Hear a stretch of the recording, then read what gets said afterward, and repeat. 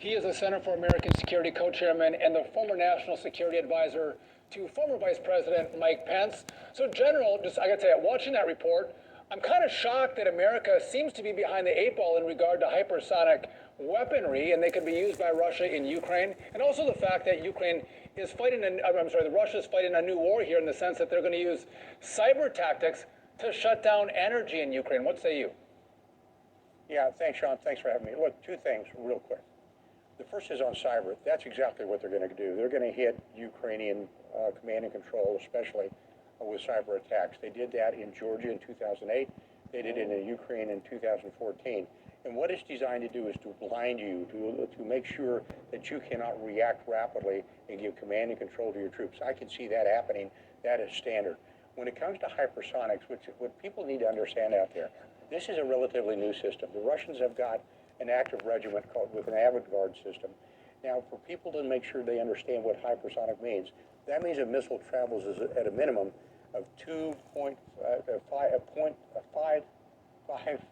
times the speed of sound. That means a missile will travel, Sean, at 2 miles a second. Wow. And there's no defense for it. Now, we've actually put some money into the program. The Trump administration did early. The program was started and it was stopped by the Obama administration. We put the money back into it, and it's been a while for the R&D to develop. And I blame a little bit of that on our military, where they took their eye off the ball. They focused so much on the Middle East, they forgot about advanced weapon systems. The Chinese have hypersonics, the Russians have hypersonics. What it means with the Chinese is that means we can't get our carrier battle groups close to the shoreline because the hypersonics will reach out and touch you at 1,600 miles at a speed of Mach 5 or higher. And then when you look what's happening with the Russians, they can use it. I don't think they'll use hypersonics when they go against Ukraine because it's really designed to be used against strategic level targets. You can make book, they'll use cyber, and their forces are ready to do what they want to do right now. In closing, I think it's important to know that President Macron of France was in Moscow today talking to Putin. I'm hoping he got something done because I think this may be the last diplomatic outreach that we have before hostilities, and hopefully Macron can pull something off. Otherwise, we're going to be in for a long 3 or 4 weeks. Yeah, but in general, if you're sitting in one of the Eastern Bloc countries, part of the old Soviet Union, and you look at this massive potential land grab if Russia invades, you probably don't feel very safe, do you? No, you don't, because, well, you would feel safe if you're part of NATO. Sean, he's not going to agree it's NATO. I mean, when you think about what NATO has got, it'd be 2 countries, because you got to count Belarus, 2 countries, right. Belarus and Russia, against 30. And then you look at the defense establishments, you're talking about 3 nuclear powers versus 1, because you've got the French and the British and ourselves against Russia. But he has got a real ability to really influence his neighbors. And if he invades Ukraine, now let's say he takes it down, then everybody's going to sit back and say, well, we could be next, maybe we're next, what's going to happen? And it'll change their behavior. And I think that's one of the big concerns everybody has to have is what will Europe look like if he goes into Ukraine? How will they react? And I will tell you what bothers me is America's not leading. And they're going to say, you know, America's not on the front on this. They're not leading.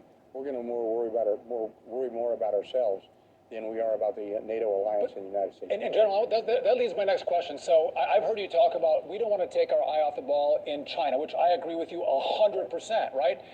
But if we don't really engage with Ukraine and we let that fall to Russia, does that send also the wrong message to China that we won't defend or won't send armaments or assistance to Taiwan? I mean, how do you balance this right now and get the right strong message to China, but also don't commit U.S. troops, young men and women from our country, to Ukraine? What's the right balance?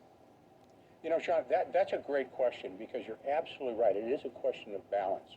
And we worked that real hard in the Trump administration. And what should have been done and what we were trying to do, but we got so involved with Russiagate and everything else, is you talk Putin off the ledge. And Trump was good about that. At the same time you're doing that, you make Ukraine an unsinkable aircraft carrier. You give them so much armament that nobody's going to come after them. And that was our big mistake. The big mistake of America is we didn't do that.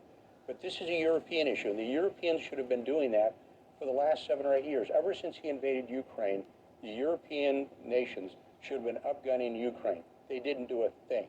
What did Germany just do when Russia started pushing? They sent them, they sent them 5,000 helmets. That doesn't go very far. Yeah. Well, General, when Germany is relying on Russia for so much of their energy, they've almost tied their hands, which is incredibly disappointing. This is a European issue, you're right, and they should be taking the lead instead of always looking to the U.S. To take the lead and spend all the money on the armaments. Listen, General, thank you for joining me today. Thank you for your insights. I appreciate it.